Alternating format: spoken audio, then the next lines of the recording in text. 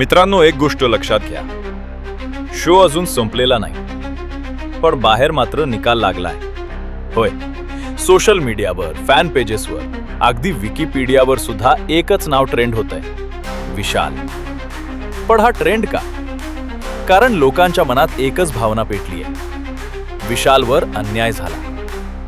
गेममध्ये जे दिसलं ते सगळ्यांना पटलं नाही. काही निर्णय, काही टास्क, काही वळणं प्रेक्षकांना खटकली आणि तिथूनच सुरू झाला एक वेगळाच खेळ, फॅन्सचा खेळ. आता फॅन्स फक्त बघत नाहीत, ते लढतायत, स्वतःचे निकाल तयार करतायत, वोटिंग पॅटर्न्स शोधतायत आणि प्रत्येक प्लॅटफॉर्मवर एकच गोष्ट सांगतायत, खरा विजेता विशालच.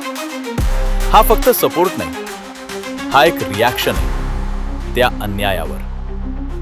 आता प्रश्न एकच, शोचा अधिकृत निकाल काहीही असो, पण लोकांच्या मनातला विजेता कोण?